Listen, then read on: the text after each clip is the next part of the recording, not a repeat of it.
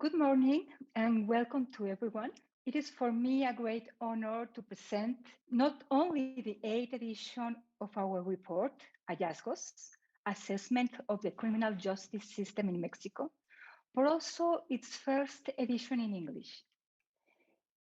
In the years we have developed the report, we have addressed the Mexican public, authorities, stakeholders, policymakers, civil society, and public in general to show the performance of the criminal justice system in the country. The criminal justice system is not the additions of isolated institutions that process specific sections of a criminal case. The criminal justice system is a complex interaction among the prosecutors, the investigative police that in Mexico is part of the Attorney General Office, the police, judges, defense, and victim advisor. This figure that only exists in Mexico resembles a public defense for the victim, that is, a lawyer provided by the state to seek to maximize the interest of the victims. The analysis corresponds to the federal level, and for the 32 local systems, this means that every year we analyze the performance of 33 criminal justice systems. Each year, we notice the similarities of the trends that cross all of them or the majority. The challenges are similar, the areas of opportunity are resembled, but also we have identified best practices that need to be understood and shared. Also new trends that need to be analyzed. This has compelled us as a think tank to expand this understanding and seek if these trends are regional or even worldwide. For that, we have organized two international forums of innovation and justice with the aim to understand the challenges in the justice administration in different countries and the solutions and innovations that are being implemented to deliver a better justice to the citizens. The next step in our effort is to understand the challenges of the criminal justice in Mexico and its mirroring in other regions. That's the reason why we have translated our report Hallazgos to English. We are clear that it's needed to convene a wider dialogue with experts in different countries that can also mirror their local challenges in the Mexican areas of opportunity or are interested in understanding the Mexican criminal justice. The dialogue we aim to promote can serve for the integration of a network of experts that transcend their jurisdictions and together analyze trends and innovative solutions to our challenges. It is our ambition from this year onward to host international discussions of experts to address the challenges of the criminal justice system and specifically the challenges in Mexico. How can we draw strategies from the experiences and lessons of different regions? This is the first step in that direction. We are going to host several seminars and discussions that will lead to a National Forum of Justice on September that seeks to summon international experts of different areas to discuss the challenges and mainly the solutions to the problematic we can identify and conclude with the basis of an agenda of consolidation and enhancement of the criminal justice system. Our report, with its 8 editions, provides the longest historical series of data and analysis of the performance of the criminal justice system in the country since the process of implementation of an adversarial paradigm of justice started. In these years, we have tracked the conditions of operation of the system and answered some very basic questions. For example, how the institutional installed capacity increase, how the process of planification and resource allocation changed, are we getting better outcomes? Have the reforms achieved its main objective of delivering a better and effective justice? In few minutes, my colleague Crystal Rosales will present the main findings of our study. Let me just explain very briefly our methodology. It is constructed with a logic of public policy cycle, in broad terms, planification, resource allocation, construction of installed capacities, and results. In the first dimension, conditions of operation, we analyze the process of planification of the system, identification of challenges and public problems to address the construction of budget, the mechanism of institutional coordination, the level of systemic approach, the information flow. All of these aspects define the conditions of operation of each criminal justice system. In this dimension, we observe an important lack of systemic mechanism of planification and coordination. In the dimension of enablers of the operation, we analyze the investment of the human and financial resources, its allocations with the aim of increase the institutional installed capacity. The third dimension we analyze is outcomes. They are given by the mixture of conditions and enablers of operation and shape the criminal justice system. As I mentioned, Cristel Rosales will present the main findings of the study in each one of the dimensions of the methodology I just had described. This report is possible thanks to the general support of the United States Agency for International Development, USAID. With great pleasure, I give the floor to Jeremy Willamy, Governance and Human Rights Office Director for Mexico of the agency. Thank you, Jeremy. You have the floor now. Thank you, Edna. And good morning, everyone. From USAID, we're really excited to be here and to be able to support this event today. Before giving other remarks, I just want to start by really congratulating Edna, Cristel, and the whole team at Mexico Evalua for all the work that's gone into this edition of IASCOS, both the Spanish version that was released earlier and now, of course, this English version. Just for context, I'm sure lots of you tuning in know that IASCOS, over the past 8 years that Mexico Evalua has been conducting this study, has really become a benchmark for those of us that are interested and invested in Mexico's criminal justice system. And so for us, it's really an exciting moment that we're now going to be able to share this with a broader audience, an English-speaking audience as well, and hopefully share some of the lessons learned that have come out of this process in Mexico. For a bit of context, this deliverable, it's part of USAID's collaboration with Mexico Evalua. It's called Alliance for Analysis and Communications. And we really developed this activity with Mexico Evalua out of a desire to foster a culture of evidence-driven decision-making, and also to increase public understanding and engagement with Mexico's criminal justice system. And so tools like IASCOS and forums like this, where experts, civil society can come together and have these discussions, are really critical for advancing those goals.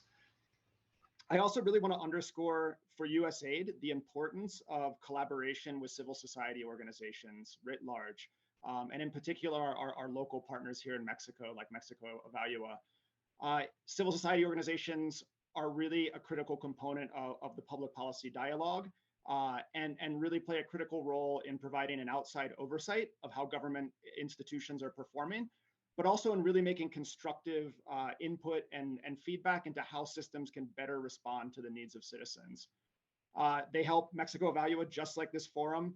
They can generate constructive conversations and really bringing together the right people around the table to have conversations about how to continue improving justice institutions in Mexico, and then also applying these lessons more broadly. So really, we think publications like IASCOS are really important for providing citizens with information about how their institutions are working and responding, but also providing government officials, policymakers, with accurate and reliable performance data, which is really a critical tool for them to improve the functioning of their institutions. So really, I want to land on just again highlighting that point about how critical data is to this endeavor. The Mexican justice system generates an incredible amount of data, but often it's what we find with our government counterparts is that there's so much data. Sometimes it's hard to actually dig through that and really find where the trends, where the learning is, and how that can be applied to how they do their work. So this is exactly the importance of organizations like Mexico Evalua and tools like IASGO. I also want to note that we'll look at this report looks at the performance of all the components of the criminal justice system, what's working well, what could be improved, where there's opportunities for adjustment. But I want to highlight one thing for the international audience that I think is quite critical about Mexico. Mexico is really a fascinating opportunity for engaging in the justice sector because of its federal system. So there's 32 states, 32 justice systems with all the component institutions. And that really becomes a laboratory for innovation. Justice sector operators working at the local level are really trying to find innovative solutions to how they can better deliver services to citizens. And that's really one of the goals for USAID and Mexico Evalua from this forum as well, is to really share what is working and those lessons learned and best practices that can be applied in other states in Mexico, but also more broadly to inform the work of development organizations across the region. So I think with that, I just want to close and thank all of the panelists that are going to be talking later on today. We really have a really impressive panel, and I know that it's going to be a very rich and informative discussion. So I won't take more time with the opening, but just want to say thank you to all of you for participating, and I look forward to the dialogue and discussion. Thanks, Edna. I'll hand it back over to you.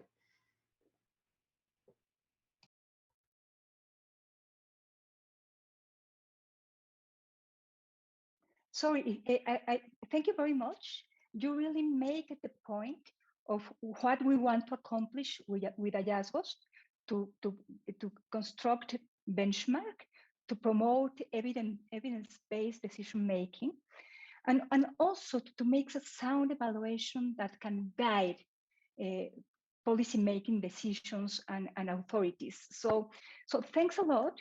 This work will not be possible without your support, and thus I think we are accomplishing what we our objectives with this work. So thanks a lot, Jeremy. Now I want to give the floor to Sigrid Herzog. He is a very close friend of the institution. Sigrid is the Regional Director of Projects for Latin America of the Frederick Naumann Foundation. And in the same way, he has been supporting for many years the development of our research and dissemination work, especially for this effort of hallazgos. So welcome again, Sigrid, and you have the floor. Thank you very much, Edna, and good morning also from my side to all of you. First, I would like to join Jeremy in congratulating Mexico Evalua for bringing out this first English edition of hallazgos, the project that has been going on for 8 years now. And I do think it's important to generate or to bring also a wider international audience into the discussion, because while of course hallazgos looks at the Mexican problems and the specific issues that face Mexico, there are lessons and there are ideas that are relevant for a wider debate on criminal justice reform or rule of law reform in general. That's of course a topic that is very close to the heart of the Friedrich Naumann Foundation. Human rights, rule of law are one of our core work areas, and therefore we have decided to support hallazgos for many years now. Because after all, the justice system and the criminal justice system are one of the core functions of a state. And it's one of the reasons why states were set up in the first place. And having a criminal justice system that doesn't work well in the long run undermines the legitimacy of any country, of any state. And anyone who is concerned about the future of Mexico, the development of Mexico, therefore has to pay close attention to the situation in the justice system, in the rule of law system.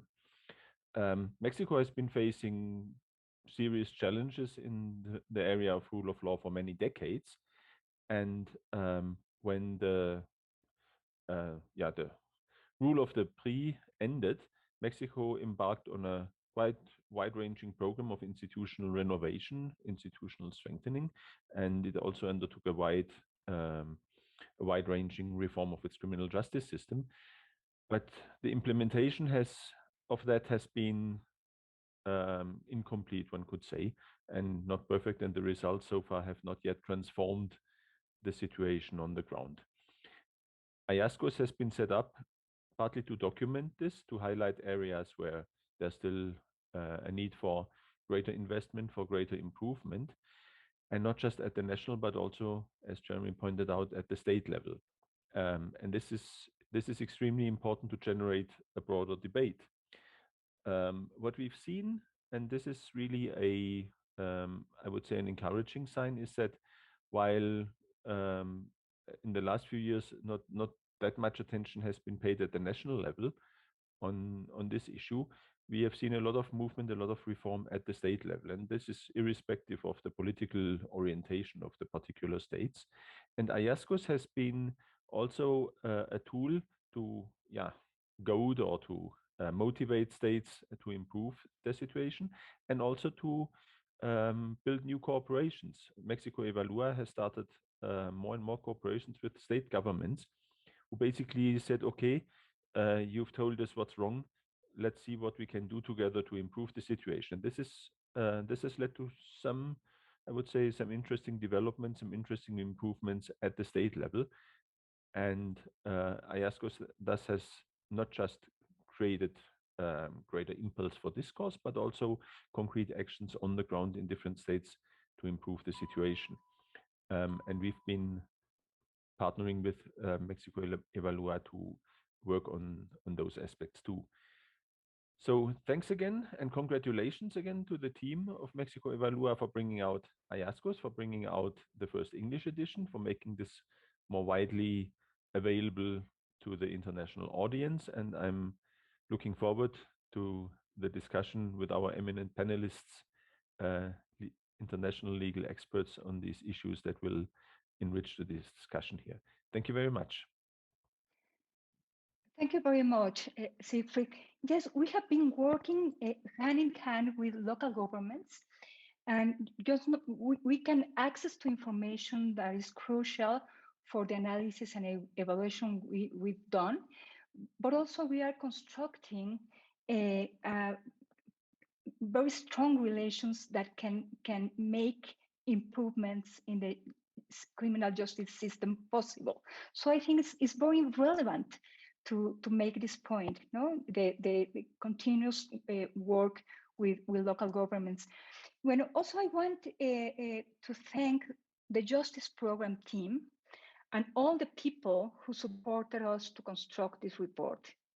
I'm especially thankful, as I just tell you, to the authorities who have decided to collaborate to make their information transparent for public scrutiny, evaluation, and the construction of a common agenda.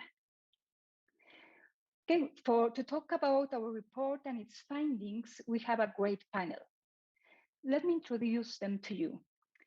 David Shirk, I think he's going to join us in a few minutes, is professor and PhD in political science from UC San Diego, is director of the Justice in Mexico Initiative, policy advisor, and expert witness on matters concerning crime and violence, judicial reform, and human rights issues in Mexico. Matthew Ingram, thank you, Matthew, for accepting this invitation. It's an honor for us to have you with us this morning. Matthew is associate professor at the Rockefeller College of Public Affairs and Policy Latin American, Caribbean and U.S. Latino Studies. He has a PhD in political science from the University of New Mexico. He's expert on political origins of institutional change and judicial behavior in the region's justice systems, focusing on subnational courts in Brazil and Mexico. Tyler Matias, she has a master's degree from the London School of Economics and undergraduate degree from the University of St Andrews, Scotland, researcher at Human Rights Watch covering Mexico and Guatemala. His recent work has focused on immigration and access to asylum, press freedom, and violence against journalists, abuses by police and the military, and prison conditions. Stephanie Briewell, she is Juris Doctor from Harvard Law School, Director for Mexico and Migrant Rights and WOLA. She advocates for policy improvements on both sides of the border and protect human rights and support the rule of law in Mexico. Has written extensively on human rights issues in Mexico and is a member of the General Assembly of the World Organization Against Torture. Thank you very much to each and everyone for your participation. I give the floor to Crystal Rosales, the coordinator of the Justice Program, who will give us the brief and highlights of the main findings of our hallazgos reports. Thank you, Edna. Good morning to those who join us in the online broadcast and the colleagues with whom I have the pleasure of sharing the space today. For Mexico Evalúa, it is extremely important to build solutions that unlock the current situation of the criminal justice system. Although the criminal reforms dates from 2008, its full implementation is yet to come.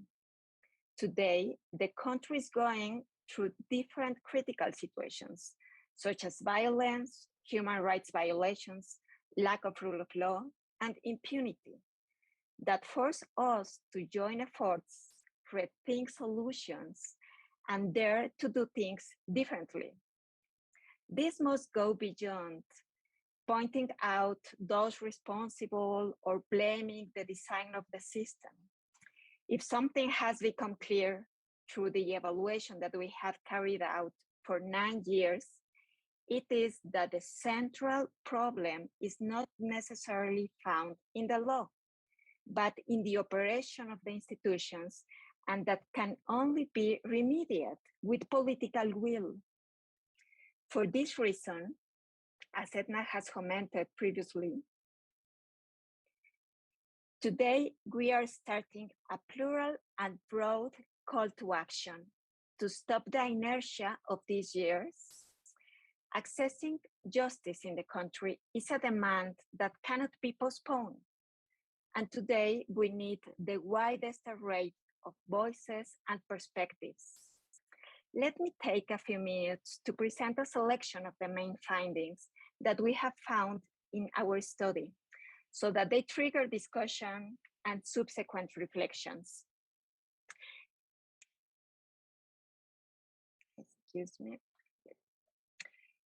Hallazgos is an evaluation of the criminal justice system with a national scope at the federal and local level, which allows analyzing from a public policy perspective the enabling conditions, the capacity of the institutions, and the efficiency, effectiveness, and quality of justice. Today, we talk from the 8th edition of the report and its first one in the English-speaking version. But it is not possible to talk about criminal justice without framing it in context. Let's see what we mean. Mexico is going through a delicate context of violence. Unfortunately, this seems to be normal, and the figures are no longer surprising. We are talking about a country with a growing number of victims. This rose to more than 21 million, which represents 28 of the households in the country, with unprecedented lethal violence that has remained unchanged since 2018. The homicides are equivalent to a rate of 29 per 100,000 inhabitants.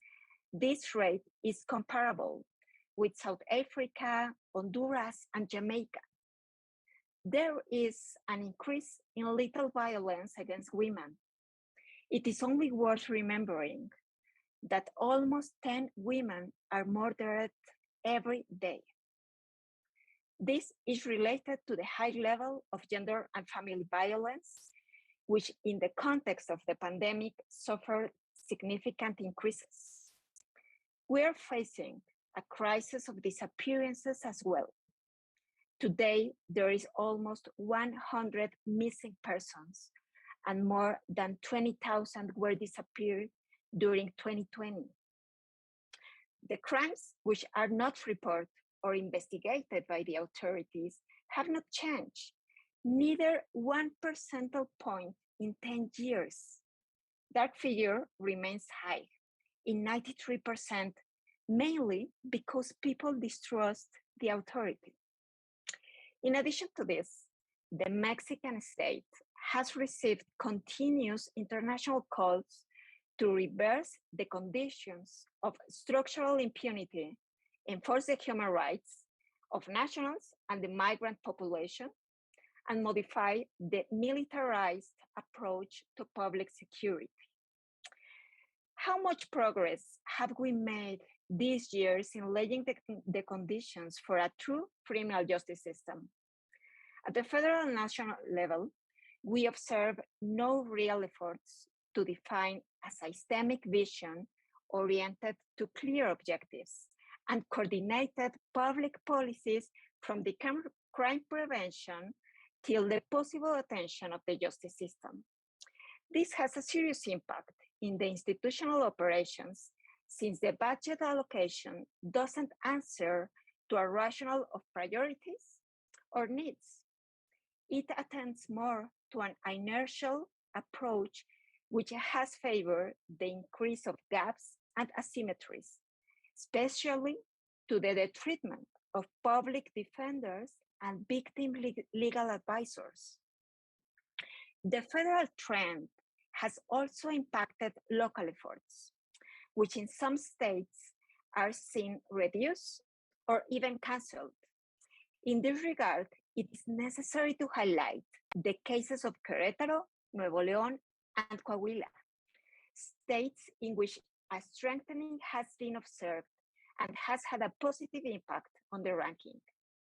The ranking you see in the slide allows us to identify which states show progress in enabling conditions from planning, coordination, and evaluation to transparency and citizen participation. At the opposite extreme, we see states such as Morelos, Campeche, Guerrero, and Veracruz, whose levels of development show at least 7 years behind the minimum levels expected today. The picture of opposite poles and an unequal basis between the states is practically observed along the evaluation. It is necessary to mention that Querétaro, the state with the greatest development of conditions, barely reaches the expected progress for 2018, which means that the challenge is much greater. We have pointed out the asymmetries between states, but also between institutions. Let me be more specific. A public defender's office receives on average 8 cents for each peso received by an attorney general office, while an executive commission for the attention to victims receives only 32 cents for each peso received by the defender's office. The weakness of these institutions leaves the victims and the accused without the protection of their rights. What do we observe in terms of institutional capacity? Let's take a look at some of the main operators and their workloads. Among prosecutors, although the national average reaches 11 per 100,000 inhabitants, there are states such as Nuevo León and Sonora that only have 3 and whose workloads can be clearly seen as unsustainable. How can a prosecutor be expected to conduct 400 or 300 investigations at the same time? There has been talk of a forensic crisis, but how big is it? Each expert handles an average of more than 400 reports. When we look for better technically supported investigations, this workload prevents us from demanding much. And it should be noted that these experts are mainly assigned to support the prosecutors, which leaves the investigation that a public defender can do on balance. And as you can see, for a public defensor in Nuevo León, or a victim legal advisor in Veracruz and Sonora, is a clear sign that there is not enough real capacity to provide adequate attention. In short, the saturation of personnel and the lack of prioritization cause a high level of lack of response. In the case of prosecutors and courts, this amounts to a level greater than 50%, which means that out of every 2 cases, only 1 will have the chance to receive some time of response. Among several reasons, this should be an important one to further employ alternative dispute mechanisms with a restorative approach. And even though many cases could be solved in this way, the truth is that it is used to a very low extent, only 6%. This isn't enough and is a sign of how tools provided for the system to give a quick and expeditious answer are being wasted. In addition to this, there are 2 important findings that I want to highlight. The first, 1 out of 4 detentions is qualified as illegal by a judge, and this doesn't necessarily mean the release of the person for having failed due process. And the second, the use of punitive means, such as pretrial detention, seriously undermines the rights and freedom of individuals, as well as the presumption of innocence. Derived from legal reforms adopted in the country, the imprisonment of innocence is a very common practice. At the national level, 4 out of 10 people in prison await trial, but there are states in which they represent 8 or 9 out of 10. This situation also reduces investigative efforts and generates incentives to prolong the processes. Regarding the dark figure of 93% of committed crimes, the ones which have been filled in investigations show that the vast majority falls by the wayside. Here, you can clearly see the saturation that I was telling you about in the Attorney General offices and the courts. If we look at the graph, on average, only 41% of the investigations had a response from the prosecutor, of which more than 60% ended up being shelved due to lack of elements. And about 2% are indicted, and less than 1% are finally concluded by the judiciary. This illustrates the level of saturation that without a differentiated approach causes the lack of response in high impact crimes. We have been measuring direct impunity for 4 years.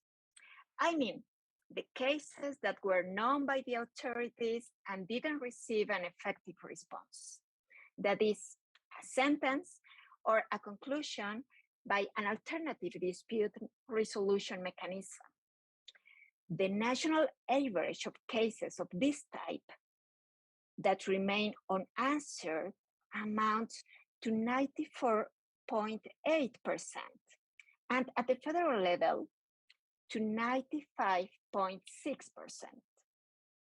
This means that between the lack of budget, the limited personnel, the saturation of the institutions, and the absence of prioritization tools, the probability that a crime will be solved is 5 out of 100.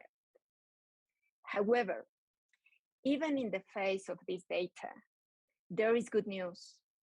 Zacatecas, which managed to reduce impunity by 15% from one year to another, or Coahuila and Sinaloa, which did so by 6% through greater use of alternative justice. But we also see cases like Baja California and Guanajuato, in which impunity increased 19 and 11%. With this, I conclude some of the main elements that we observe through the evaluation. For those who consult the report, they can see that each diagnosis is associated with specific recommendations and good practices suggested. Likewise, in the report, you will be able to consult the first analysis on crime and criminal justice with a gender-based approach, which this year is strengthened. You will also be able to see the results of the survey that we carry out in 9 states, which shows progress and challenges in terms of knowledge, perception, and citizen experience. To close and give rise to our guest, I only highlight 6 points to consider in the future agenda. The need to improve capacities for the systematization of information. Without quality information, we cannot monitor our efforts. Coordination must be a goal, and we must find the way to be an orchestra and not isolated instruments without harmony. To define criminal national policy and criminal prosecution plans, because resources are limited and must use it in an optimal way. If we strengthen public defenders and victims advisors, we will be investing in the protection of our rights. Fabrication guilty parties must be stopped, so we need to reduce pretrial detention. And last but not least, there are good practices and lessons learned at the local level. We must replicate them and apply a gender-based approach.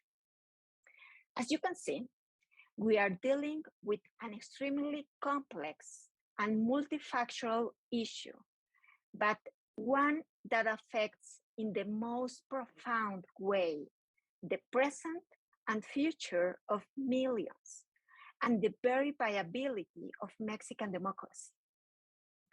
So we must do something. As the old rabbi said, if not now, when? Now I give the floor to Enrique to start the conversation that has brought us today. I just thank each of our colleagues for being here and thank the extraordinary justice team that has made this work possible.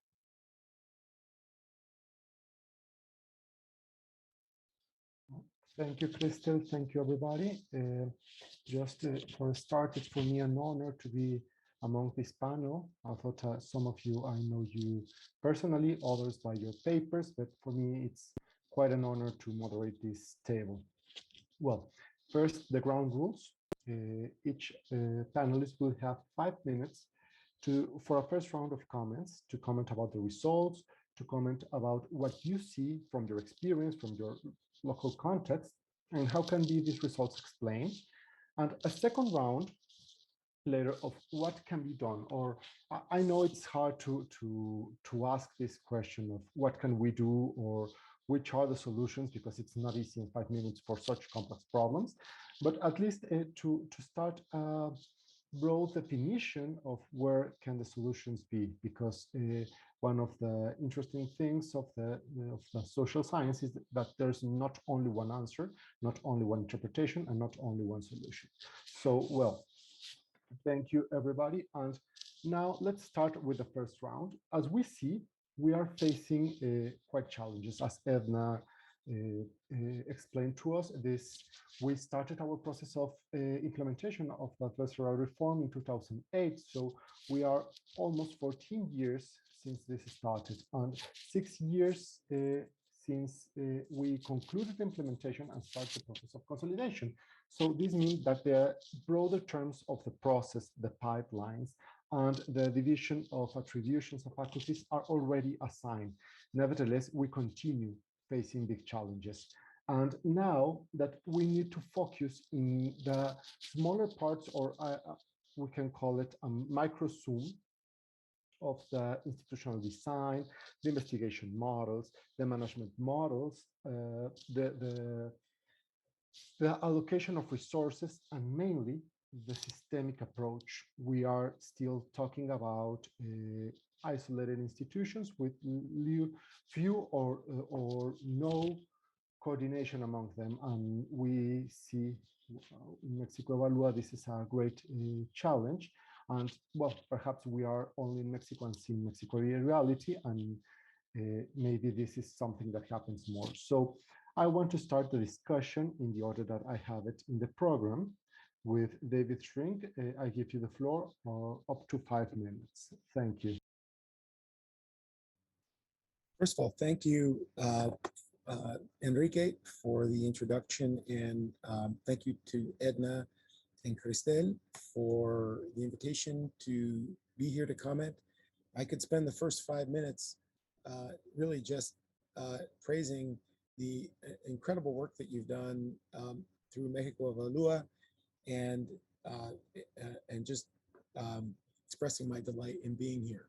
But I'm going to try to use my remaining 4.5 minutes to really focus on the report. The hallazgos report is, I think, it has been a very important metric of what work needs to be done in criminal justice reform in Mexico since it started, I think, in 2013. We have seen, this is, I believe, the 8th report for hallazgos. We have used it through Justice in Mexico regularly to help guide our research and our work. And it's been an important way, I think, for policymakers and the think tank community and the international community to understand the progress that's been made or that hasn't been made in Mexico on improving the administration of justice in Mexico. There are a couple of things that I want to point out about the findings in this year's report and the general findings that we've seen over the years. The first, I think, is, you know, this new system that's been in operation really started even before 2008, when the Mexican Congress introduced a series of constitutional revisions and reforms to modernize the administration of justice in Mexico across many different facets. But it's really only been the last 5 years since those reforms took effect throughout the country that we have been able to see it operating in full effect. And so this is still very much a work in progress. And I think it's easy to be frustrated that we haven't made more progress since 2008. But if we step back and say, really, this is a 5-year-old. This system is still in the kinder phase. We can maybe have a bit more hope. That said, I think the hallazgos reports tells us that and gives us hard numbers to better understand some of the problems that we face. While the old system is dead, the old practices continue. We still see high numbers of people incarcerated in pretrial detention.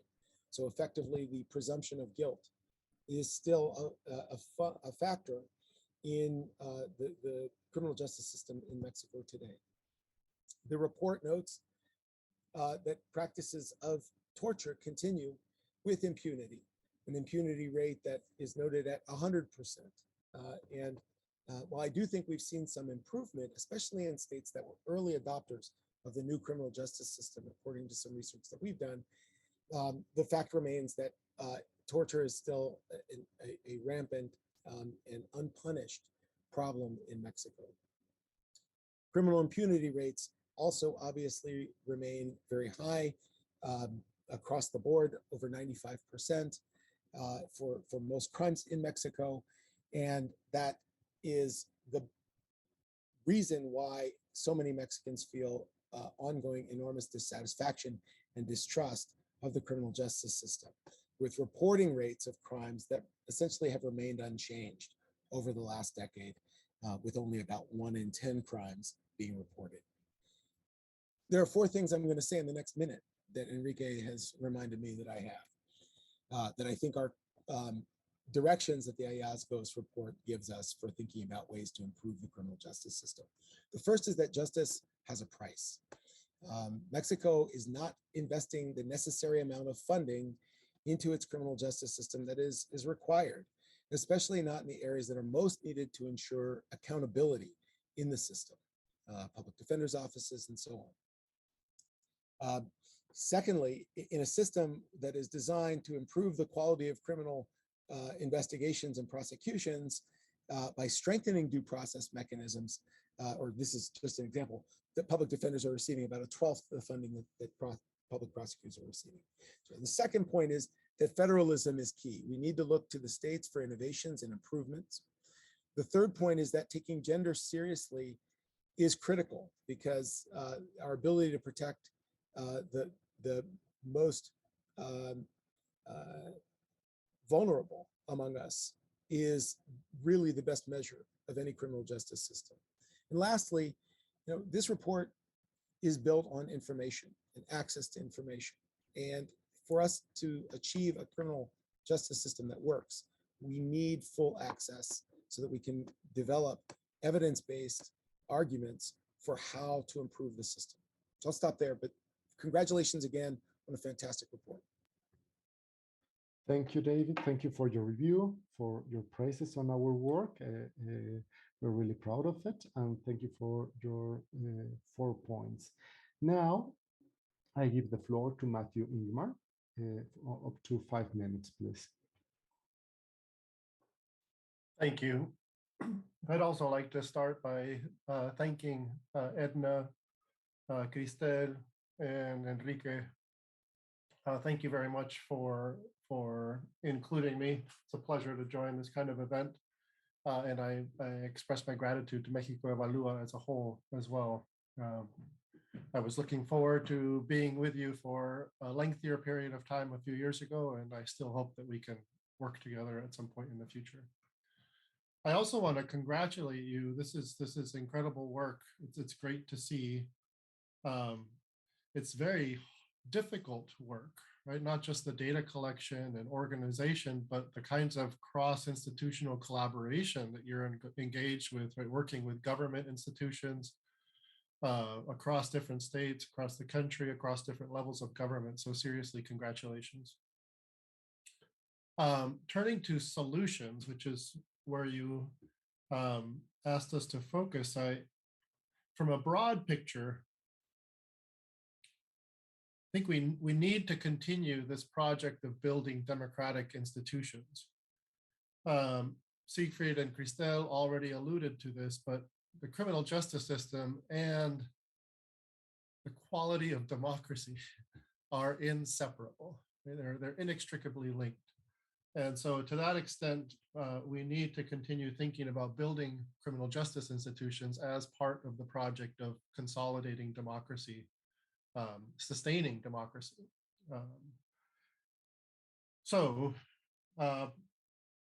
Breaking that apart, building democratic institutions is part of the puzzle, but also generating greater public trust and confidence is also part of the project.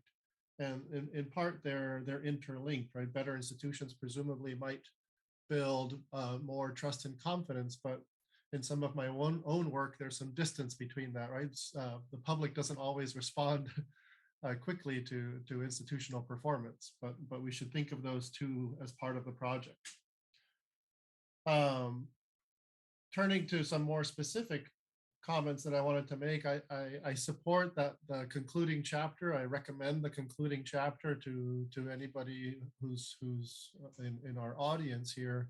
I love the way you consolidate your conclusions and policy recommendations, and I endorse all of your recommendations. I wanted to focus on a couple of them in just the next 2 minutes that I have left. I think this process, as Cristel mentioned, of collecting data, systematizing data, encouraging coordination in this process of data collection is crucial, right? It's sort of the foundation for all of our conversations that we're having today.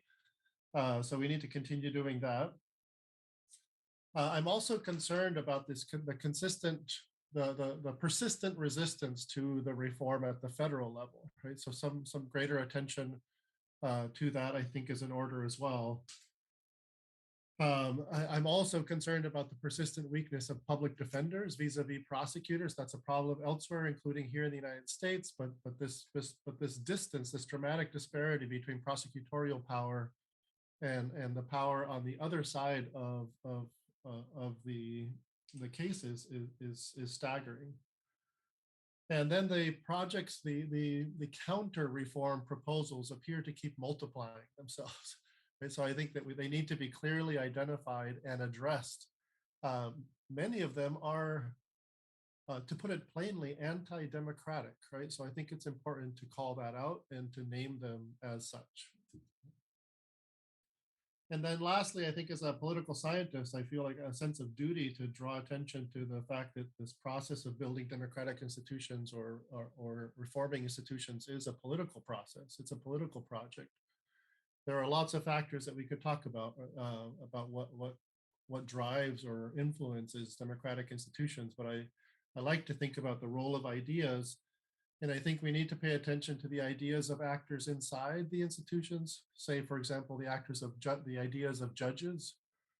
Some judges feel like they're legitimately resistant, right, opposed to the reform, based in part on the way they were trained. So this project of reform might in some ways be a generational project, right? Opposition to plea bargaining, for instance, is one example. But then on the outside of institutions, the persistence of ideas about punitive populism also deserves some attention. Sort of what are the fear-based sources of punitive populism, which ultimately is also an anti-democratic force. So I'll stop there. I'm a few seconds over, but I look forward to the conversation and to other comments. Thank you again. Thank you, Matt. I think your relation between democratic institutions, rule of law, it's really interesting, and also pertinent in the discussion in Mexico of a constant inertia to the for this composition due violence. So I look forward also for the second round. And now I want to give the floor to Tyler Matias. I hope I pronounced well your name. Up to 5 minutes. Thank you.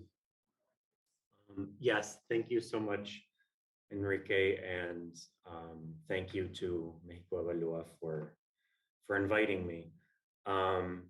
I know everyone has already started by congratulating Mexico Evalúa for the report, but I really do think it's important to talk about why the report is important and why it's important to have an objective way to measure the performance of the justice system that I think can be divorced from politics a little bit and able to, so that we're able to say, you know, this is an objective measure that we're looking at that has nothing to do with political leaning in your state at a federal level. Because there still is, you know, as a few people have mentioned, there still is a lot of resistance to the reforms to switch to the adversarial system. I think that one of the big takeaways from the report is this idea, and Enrique, please write in there when I have 1 minute left, because I'm not paying attention to my time here. But one of the big takeaways from the report is I think this idea that we see what states are doing well, we see clearly what the failures are and what the good practices are, and what we need is political will to implement them. And I think part of that is about convincing the public and convincing leaders and consistently making this argument that we can objectively show that when you invest in having a functioning criminal justice system, it works. I watched the Spanish version of this event, which was a while ago, and there was a comment Edna made that I thought was very apt and very important to repeat, which is this idea that impunity is Mexico's original sin, in that it's something that leads to and contributes to so many other problems that the country faces. And I find that whenever we're talking about any other issue that has to do with human rights abuses or things like that, it always goes back to the fact that this happens and no one ever faces consequences, which leads to it happening again. And I think, when we look at the increase in violence in Mexico, there's sort of a breakdown of the social contract a little bit, not to get too philosophical, but there's this idea that we give up the right to use violence to defend our interests, understanding that the state can protect us. But when the justice system can't do that, there's a result of people trying to do it themselves. So I think one of the big concerns is addressing that reluctance in some states and at the federal level. And that a lot of people have mentioned that reluctance specifically in the federal government. And I think it's important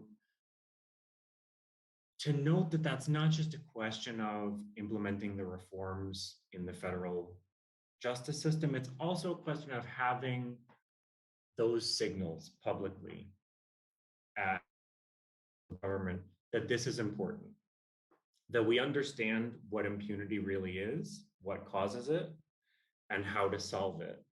And that the solution is not investing more in militarization or in public security, and that when the government detains someone and then makes no effort to, or is unable to actually present evidence and bring that case all the way to a conclusion, to a sentence, that is not impunity. That's still impunity. So the solution, I think about, there's this section that AMLO has put in the mañaneras, the morning press conferences, where they show people that have been detained in recent weeks to prove that impunity is no longer a problem. That I think demonstrates a misunderstanding of what impunity is and what impunity is not. So my main takeaway from this, I think, is that the most important project to come from this should be taking the objective analysis and the recommendations and saying, we need to convince the public and we need to convince people in leadership. Thank you, Tyler. Thank you, Tyler, for your comments. And in the next round, I will have a follow-up questions for you.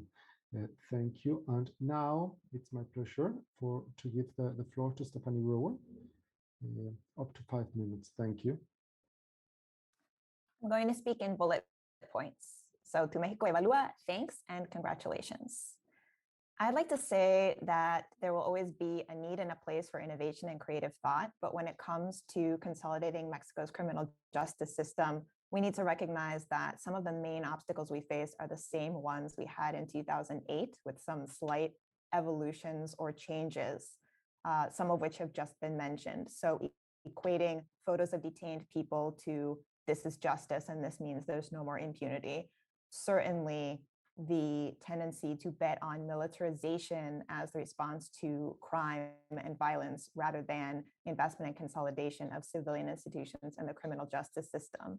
And of course, this leads to a situation in which military forces that were not designed to carry out policing tasks are producing input into the criminal justice system, and that input is coming from some of the least transparent forces and some of those most implicated in abuses and alteration of evidence of recent years going into the criminal justice system. And so these are structural problems that, of course, need to be addressed. And I'll mention a few more that were also mentioned in the report. Pretrial detention, and especially automatic pretrial detention. I'm saying nothing new, but the majority of defendants today are in pretrial detention. The majority of those without any analysis of whether it's necessary.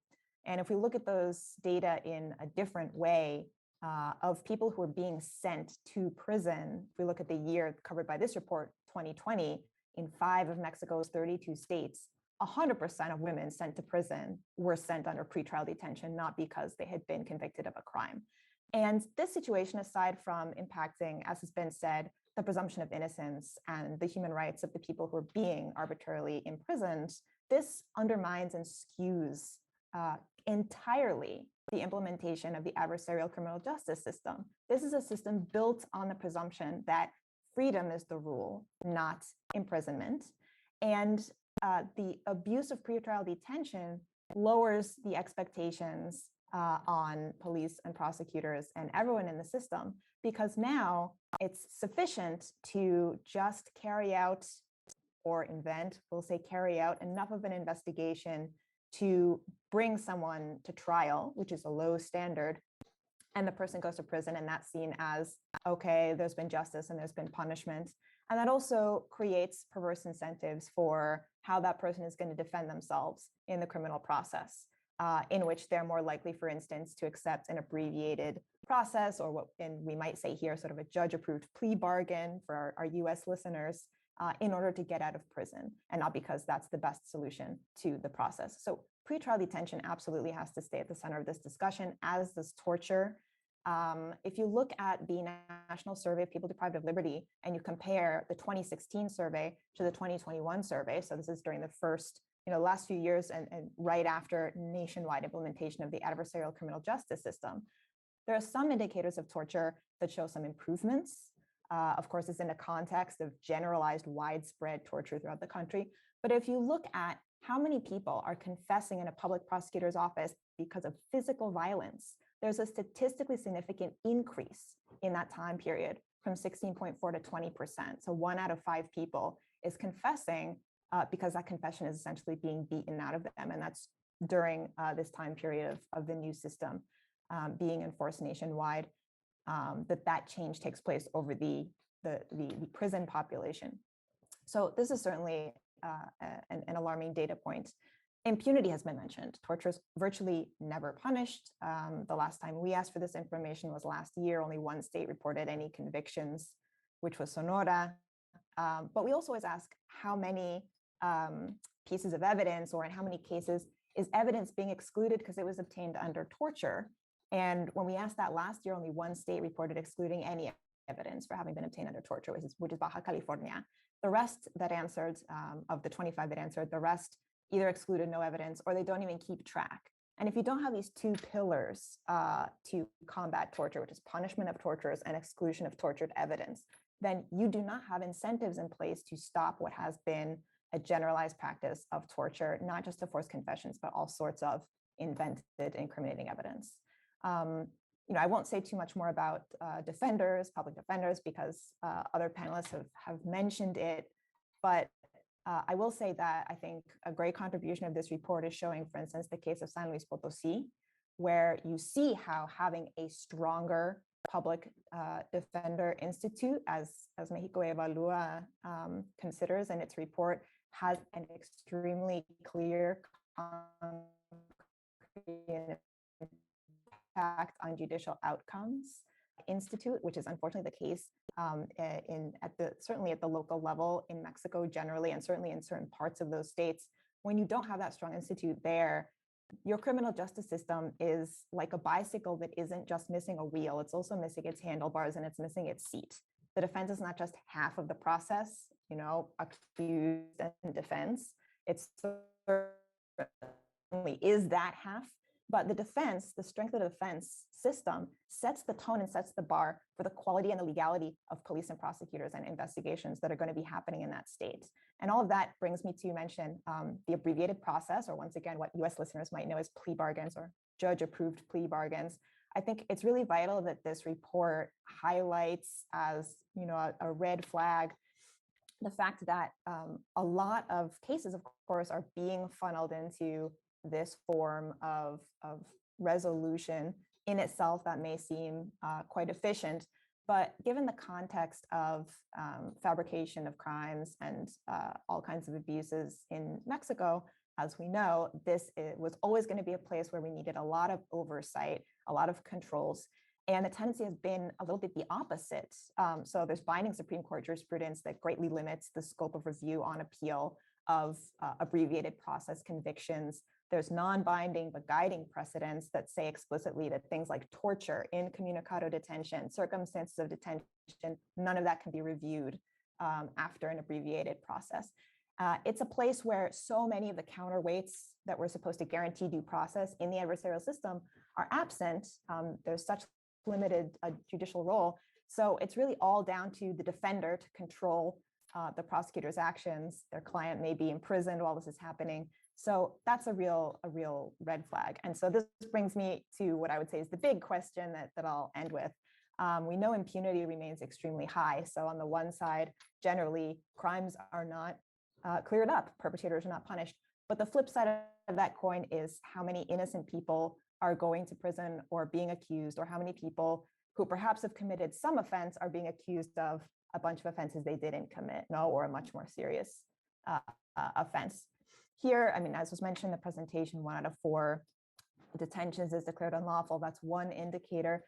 But once again, if we go to the survey of people deprived of liberty and ask, of people who confess to the prosecutor, why did you confess? The data is virtually unchanged. Less than half of people, 45.6 or 45.7%, confess because they recognize that they actually did the crime. So that's another one of these alarming indicators. And it recalls that throughout the years, the fabrication of crimes, the falsification of documents, the use of torture, and you can see this right now, there's a video circulating right now on social networks out of the Mexico City. There's a documentary on Netflix called Duda Razonable. Check it out. There's extensive documentation of fabrication of crimes and accusations. People weren't doing that over the past few years or in the old system because it was legal. It was illegal, but they were flagrantly violating the law because there were not proper controls and sanctions and counterweights to that. So changing to the new system also was never going to solve that problem if we don't have these strong counterweights in place. So that's what I wanted to say during these first 5 minutes, which I've probably gone on for more than. Thanks. Thank you, Stephanie. Well, we have from this we have different approaches, not excludent, and I thought they are quite interconnected. We can talk about the anti-democratic forces that underlies in the desire of strong authority, centralized functions, and quick responses to an environmental inertial violence that can lead to structural abuses, and with no social protest against it, because we all want some certainty and some order.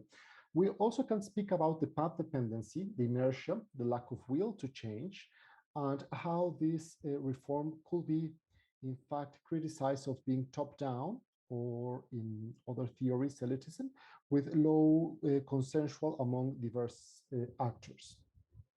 Also, we can speak about the planification process, the resources allocation, the cost of the reform, the cost of the system, the cost of having a good system. If I'm not wrong, if I'm not misremembering, the local criminal system cost around $174 billion pesos, sorry, that it's equivalent of 3 or 4 federal programs of social development. So we need to also weight our priorities. Well, with this in mind, one thing that it's interesting is that the problems are not crossing by the legal procedural design or by legal modifications. Although it can be things that can be calibrated or perfected, it's not a legal situation in our view, and mainly the responses that our state and our stakeholders are providing are legal changes. So with this in mind, I would like to give 5 minutes for your last words of how can we start the discussion of what can we do to get from this, I think, stuck and unduly locked situation to a better improvement of the justice. Thank you. And I will start with the same order that I had in my program. I give the floor to David Shirk, up to 5 minutes, please. Thanks so much, Enrique. I started working on some of these issues about 20 years ago. In fact, our Justice in Mexico program is celebrating our 20-year anniversary this year for the work we're doing on rule of law and security. And I use the word celebrating with a little bit of irony or something. Unfortunately, over the last 20 years, there has not been a lot to celebrate. 20 years ago, we were all excited because we saw the ousting of the PRI, the election of Vicente Fox, and people around the world were praising Mexico for the important step that it was taking towards democracy. But what we've, I think, begun to realize, as Matt mentioned, is you can't have democracy without rule of law. And we've only seen problems of crime, violence, corruption, impunity stay the same or get worse over the last 20 years. Over that time, Mexicans have become increasingly frustrated and resigned to the repeated failure of Mexican authorities to address problems of crime and violence.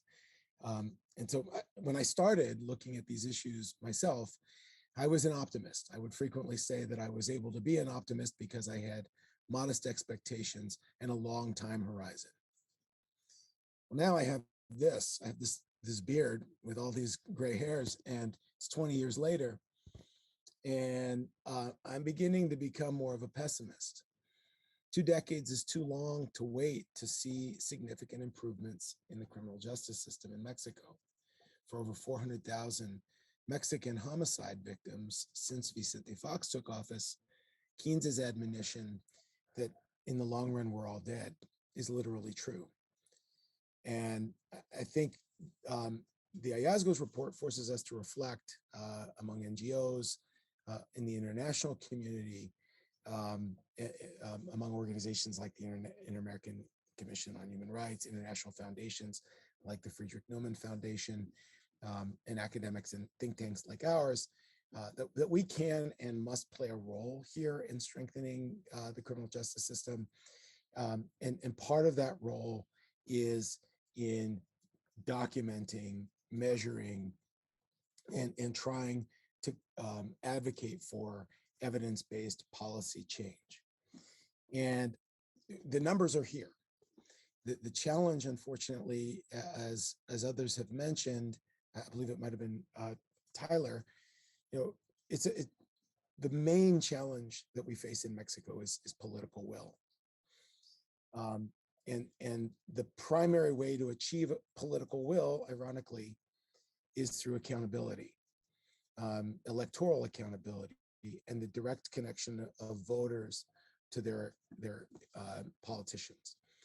That's where I think the work that Mexico Evalúa is doing at the state level is so important, because it's at the state level that we have seen political reforms that will induce greater accountability.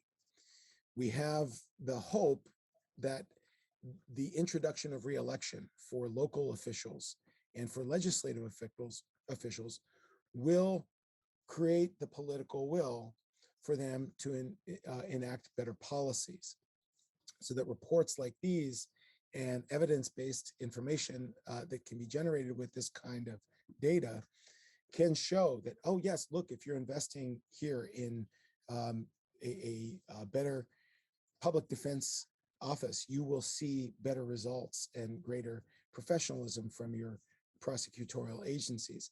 That's the kind of evidence that we need to bring to bear. Working at the state and local level is going to be, I think, increasingly important.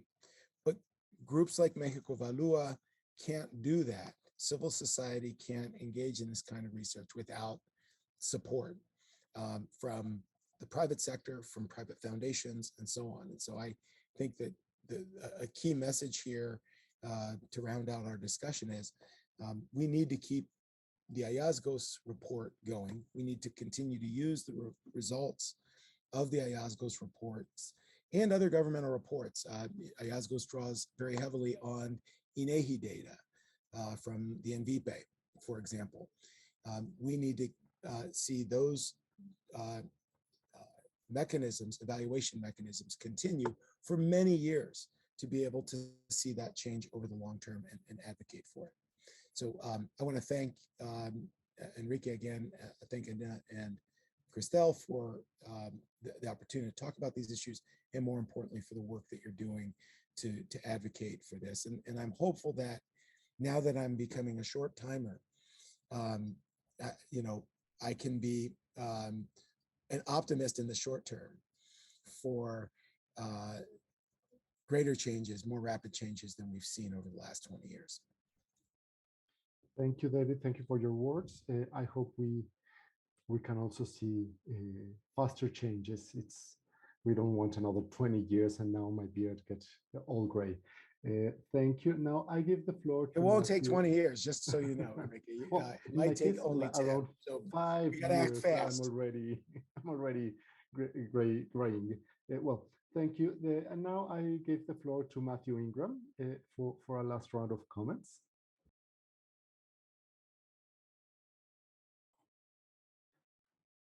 Thank you, Enrique. I want to say that I'm really enjoying this discussion, and I also look forward to any questions at the end of our comments. I wanted to just focus on one thing that that Stephanie also mentioned, and that's plea bargaining, and this abbreviated process or plea bargaining is. It's contentious, right? Even in the United States, where it's very common.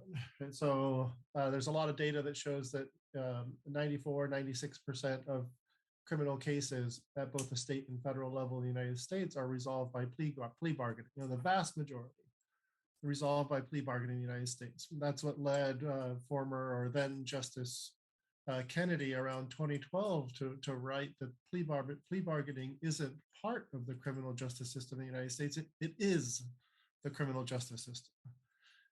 And the Hallazgos data suggests that something similar is happening. Stephanie alluded to this, right? There's something similar is happening in Mexico, where the plea bargaining is on a path to not just be part of the criminal justice system, but to become the criminal justice system. And then that's worrisome for a lot of reasons.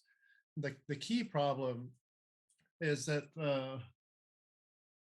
those who are truly guilty, right, who actually committed a crime, always benefit from plea bargaining, and those who are innocent are always harmed by plea bargaining, right? If you really did something wrong, then you're going to get a benefit from plea bargaining. And if you're innocent and did nothing, then you're agreeing to having done something you didn't do and consenting to some kind of punishment. Right? So the guilty are always helped and the innocent are always hurt by plea bargaining. And for some of these reasons, that's why many traditional judges or justices trained in the old system in Mexico oppose plea bargaining, also due to the principle of legality, right? Of not giving sort of discretionary differential treatment to different people. But plea bargaining can also be opposed on evidentiary or normative bases. So it's interesting in this context, it's interesting to note the data trends, but it's also interesting to note that some of the proposals against the new system do not mention this, right? They do not focus on plea bargaining. They tend to focus on other things like expanding pretrial detention, expanding definitions of flagrants, militarizing policing functions, diluting the presumption of innocence or the right to silence. And so that's challenging to think about, right? And some of these proposals can be understood as reasonable responses to a context of persistently high violence and criminality or insecurity. But I think that really it demands more of us, right? Because we can't weaken criminal justice institutions for those reasons, right? Weakening criminal justice institutions only weakens democracy. So I think I'll close by saying something that others have said, right? Siegfried, Christelle, David, and just reiterating that we can't think about the criminal justice system as something apart from democracy, right? It is inextricably part of the democratic project in Mexico. And therein lies the challenge for us, right? Is to try to advance rights-based criminal justice system while at the same time addressing some of the fears and concerns in the public over crime and insecurity, but advancing democracy and criminal justice, rights-based criminal justice side by side. Thank you. Thank you, Matthew. Well, yes, the rule of law, the liberal model of democracy goes through the respect of the human rights and the limitations of the almighty power of the criminal Leviathan state. Now I want to give the floor to Tyler for a last round of comments. And we have a question from our audience. And if you can talk about some of your work that is being that are providing some solutions or is functioning in some way that can be replicated in Mexico. Thank you. Sure. I want to start, I think, just picking up on where Matt was ending there, that I think that this is all part of the current sort of democratic project in Mexico, which is transforming Mexico from a country that had an imperial presidency or a one-party state to a real multi-party democracy, and a key element of that is having real rule of law that applies to everyone at every level of society.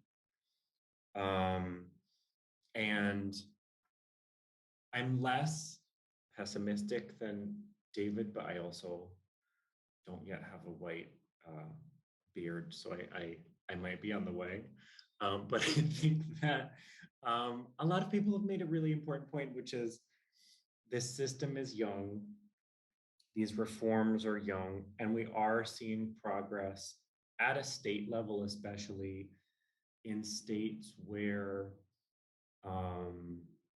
the local government has decided to prioritize this work and has, opened up and said, we want to cooperate with civil society to understand how we're doing, being transparent about data, to be evaluated so that we can do better.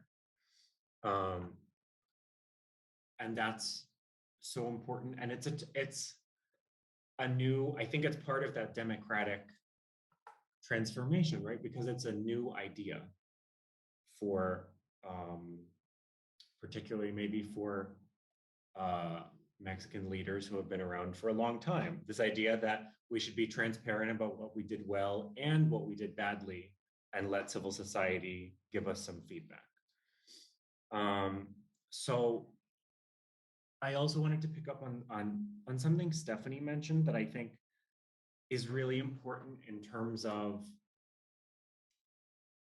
convincing the broader public, and through them, elected officials, of the importance of continuing with these reforms, which is,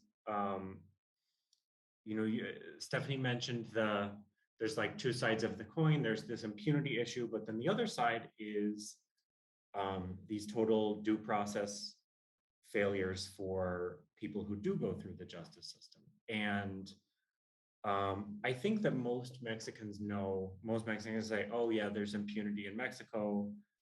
The police and prosecutors never investigate, blah, blah, blah. But I don't know if most people would know that most people, or a lot of people who are in jail, have not been convicted of a crime. I don't know if they would know how many of the people who do get sent to jail are getting sent there because they were tortured or coerced into confessing.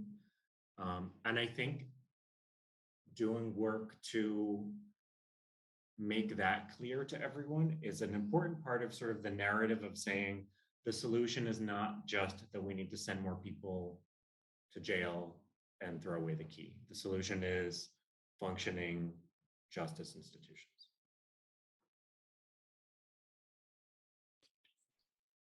Thank you, Tyler. Thank you for your comments. And now with Stephanie, that you have a long trajectory in Mexico, working in Mexico, documenting the cases of abuses and working with this, I think, on rule of law, on how the system try to provide quick answers, maybe a fiction of justice, maybe this trend that you identify of the plea bargain that resembles a traditional system in being the confession, the core of all the process. And now there's a debate of more quick answers, fast answers that reduce our rights, that we can frame in this democratic or anti-democratic discussion. And also there's a debate that goes to providing the mechanisms of rule of law, more transparency, more protocols that in some cases can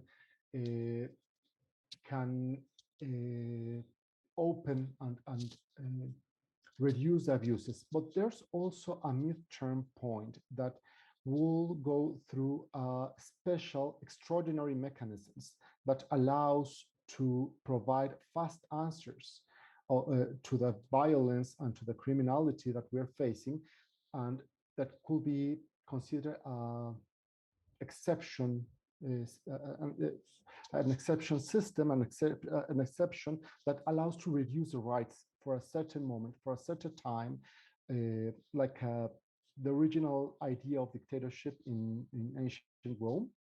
And so I would like for you to speak us a little bit from your long experience in this area, your view. Thank you.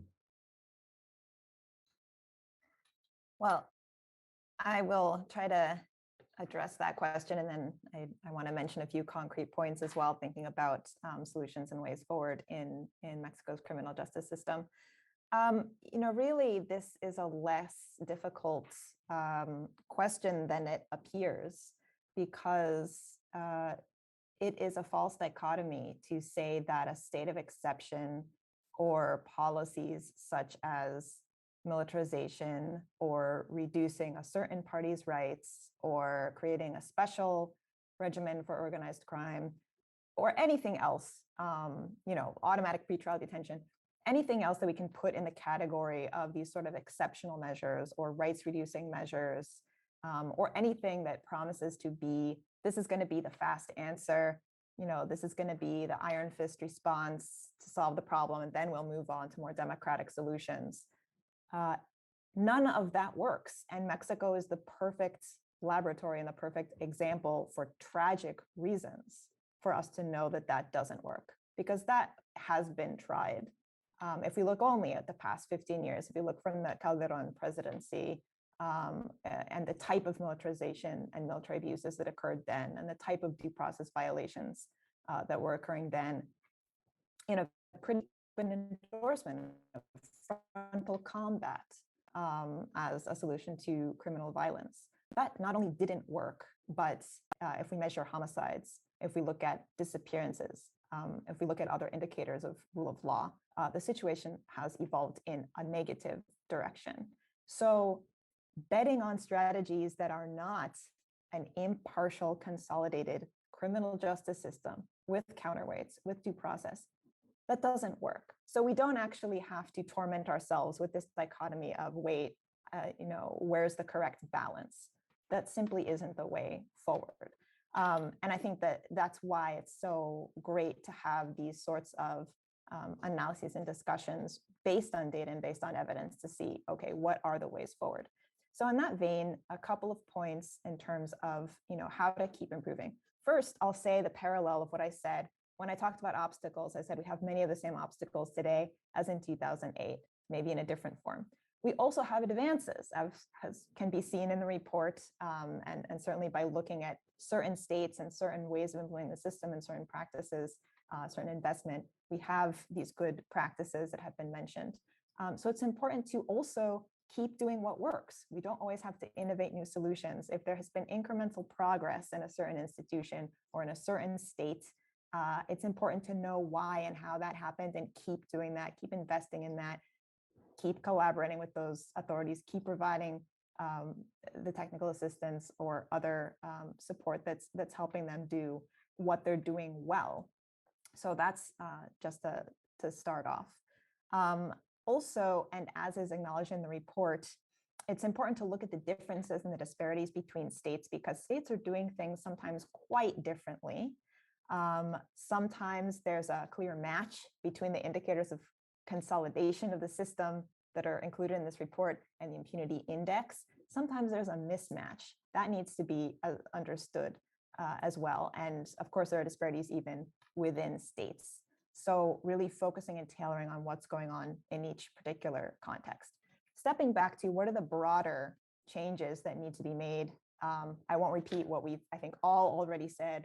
There are a few fundamental policies that need to be reversed, such as around pretrial detention.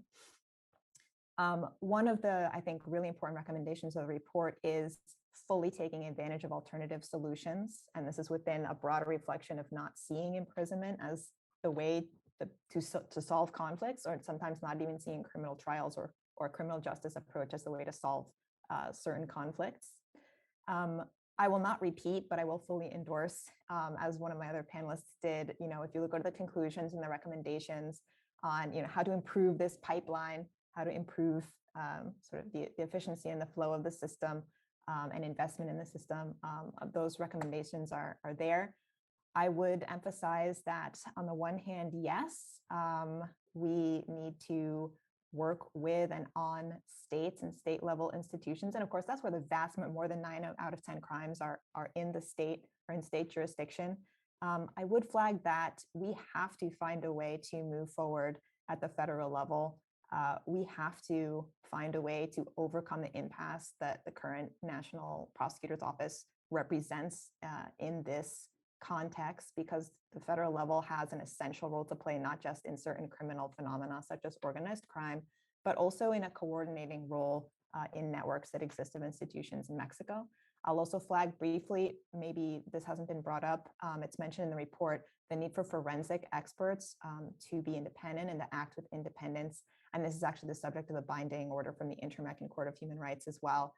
So just flag that to have it in the discussion. And I will also close by saying that, as the report says as well, of course, we all want efficiency. We all want an efficient system. We all want fast justice and a correct workflow. But if we just measure efficiency, as you say, that will lead to overlooking fundamental issues of access to justice for both parties, for victims and for accused. And even in some of the proposals that are being made sometimes from the civil society side, looking at how to improve the system, I see some worrying tendencies, for instance, saying that we need to limit access to federal judicial review through the amparo mechanism. And unfortunately, I would say we are not there. We're not at a place right now in Mexico where we can leave all the matters that occur during trial exclusively in the hands of state authorities and say, and there will be no federal review to the extent there currently is, which is actually limited. Most people don't even have access to that. So I think that we all need to be very much, aware of how are things actually playing out on the ground. What institutions are we working with, and versus how the law looks on paper and how the pipeline looks when you break it down to the numbers. And I think that that's something the report does a really good job of acknowledging and balancing. Thank you, Stephanie. Well, just a heads up, we are in the upcoming weeks going to present a report that it's part of Hallazgos, in which we study the quality of justice, not just the resources allocation, but what happens in the hearings day to day through the analysis and conclusions of 2 observatories that we have for hearings and resolutions. That said, well, we are heading to the end of the event, but there's one last question that now that I have this extraordinary panel, will be a waste of not doing, but we have few times, so just 1 minute for each participant, is that we have 2 set of problems: the impunity on the day-to-day, the impunity, the black figure, and also the impunity on the human rights violations, on the abuses, the disappearances, problems, the torture, etc. So in this, do we require or will be needed to create an extraordinary mechanisms, transitional justice, or a separated justice system to deal with these abuses? Or can this be, as have you seen the results, and being dealt with in the normal and in our criminal justice system? I know it's a really complex question, but it's only to detonate further debates that we want to have. So 1 minute for this answer, please, in the same order, David. I would just say, I don't know, I've been disappointed by the results that we've achieved in trying to create new mechanisms to deal with old problems. Often we're, you think about anti-corruption efforts in Mexico and the attempt to create an anti-corruption mechanism.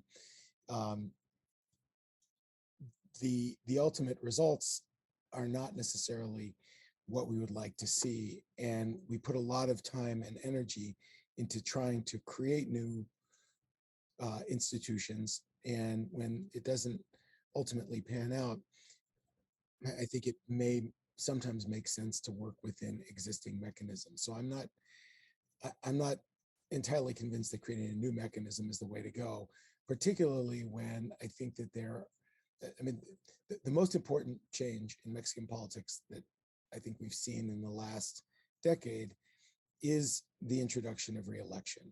And as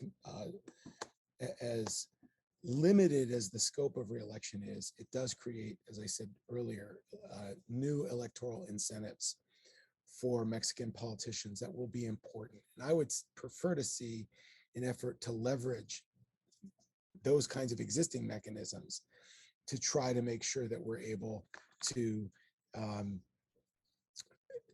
make public policy work. And so, emphasizing those areas where policies have been successfully implemented or designed, and lauding policymakers for doing a good job in those cases is part of what we need to do. and identifying those places where politicians have not done a great job and do not deserve to be reelected is part of what we need to do to make democratic institutions work in Mexico. Thank you, David. Matthew?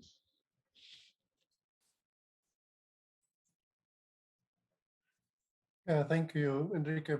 Building off of what David just said, I'm thinking about the idea that it's public trust and confidence is probably one of the ultimate goals, right? Sort of the legitimacy of the criminal justice system as a set of institutions hinges on public trust and confidence in those institutions. And if that exists, if that trust and confidence exists, then that strengthens democracy or strengthens the legitimacy of democracy. So if trust and confidence is the goal, then probably generating a new reform project could, as David said, be corrosive in the sense that my sense from observing different reform projects in Mexico is that the process of reform has become so repetitive that reform itself erodes public trust and confidence, right? Here comes another one, right? It's sort of this fetish of reform, as some people have written. And rule of law scholars call attention to that, right? Institutional instability is itself corrosive of rule of law. And so constantly changing institutions can undermine the very things the very goals we're after. So on one hand, I'm hesitant to endorse that project. On the other hand, if the goal is to generate a broader constituency, a broader support for the principles and practices of the new criminal justice system, then an organization or another institution like a commission like this could bring attention to the criminal justice system in a way that's positive.